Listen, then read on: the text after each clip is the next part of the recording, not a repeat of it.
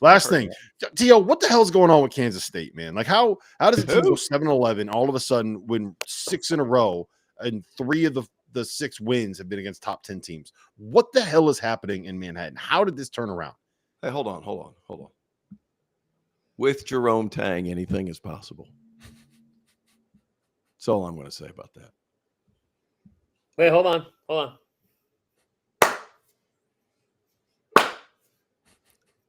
Yeah, no, it's going. I mean, come on. It's Kansas State. That was their locker room dance from okay. Gotcha. NCAA tournament run. Yeah, I should have played the music.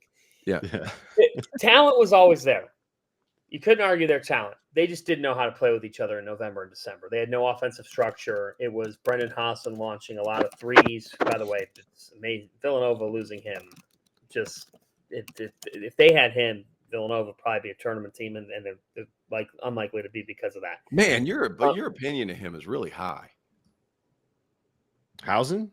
Yeah, he's good for them. He opens good. Really high. I think he's fine. Yeah, he can shoot it. He can shoot it though, man. He's 40% from 3. David Gasson, though, is taken off. I mean, David Gasson, this is a guy who, in the midst of all their additions, he was one of the returnees, and he's averaging 13 and 7. He's picked it up. I mean, the last 3 games, he's had 2 20-plus performances. He's averaging last 3 games around 18 and 8 per game. I think he's been very, very good. But Jerome is a guy who gets his teams to get fired up about a cause. And right now, this Kansas State team is locked in, and they're playing really good basketball. They figure things out defensively. I think the other night, what they did to guard Arizona on the perimeter was impressive. They held Arizona to 2 of 22 from 3.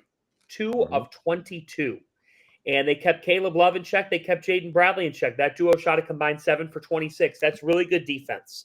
When Doug McDaniel is on, he's one of the better guards in college basketball. It's just a matter of consistency. And over the last couple of weeks, Rob Doster, Doug McDaniel has been the guy that you thought he may be in the preseason. Yeah, they've gotten on the same page, right? And I think the point you said before, they didn't know how to play each other. Tang didn't know how to coach and bless you, T.O.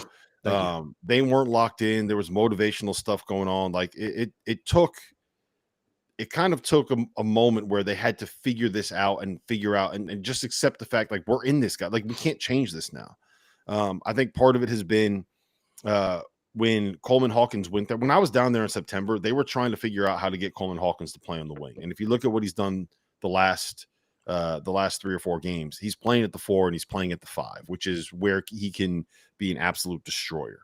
And the combination of him doing what he's done, Doug McDaniel turning into an all-conference caliber point guard, and David Gasson being their 5 man.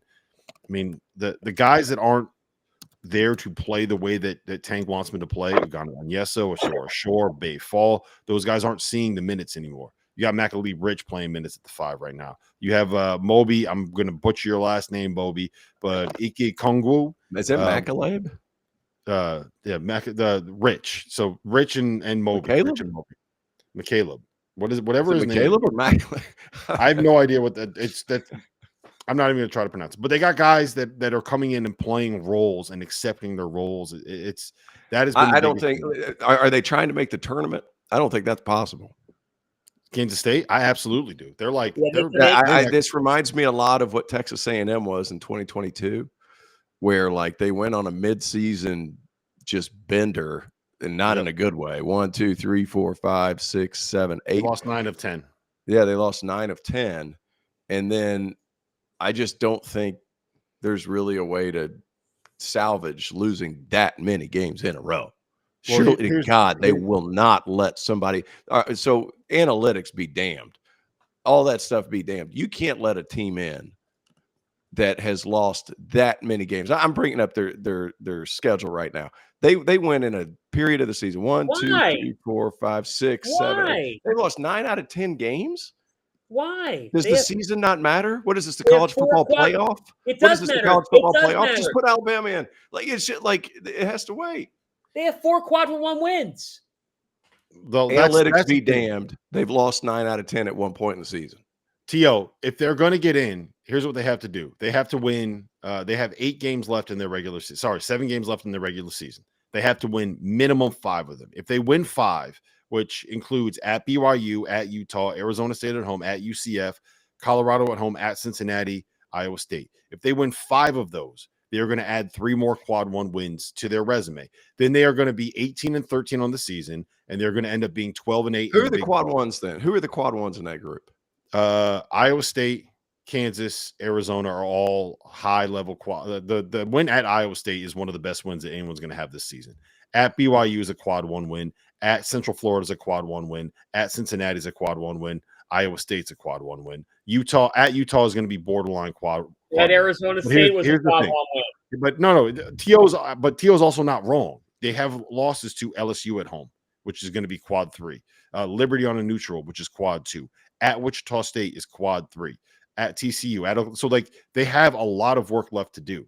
But if you go 5-2 down the stretch, you get to 18-13 overall, and then you win a game. Like they have a lot of work left to do, but they are very much like in the mix right now to be able to make some noise. Here's my opinion. They cannot lose Utah, cannot lose to Arizona State, cannot lose to UCF, cannot lose to Colorado, cannot lose to Cincinnati. So then they're going to win 5. Yeah, 100%. Well, I think I'm with you on all of that. Can't lose. They have to go 5-2 down the stretch. And if they I just think the season matters, guys. Like you can't have an precedent matters. For the record, I agree with you. I'm not saying they're in. I'm saying that they have put themselves in a position where if you win 6 more games this season, they have a very strong argument to be in the playing game. Yeah, which is like, if they win 6 or 7 more games, they have a strong argument to be in the playing game. And they got to go 7-3 against the schedule that has at BYU with 22,000 screaming Mormons, at Utah playing at elevation, Iowa State at home with Iowa State potentially having a chance to win the Big 12 regular season title, at Cincinnati, who will be playing for their tournament life, at UCF, where Texas A&M, your favorite team in the country, like it's going to be a lot of work. It's not going to be easy to do, but they've put themselves with this run the last 2 weeks in a spot to have a chance, and that's kind of all I was saying.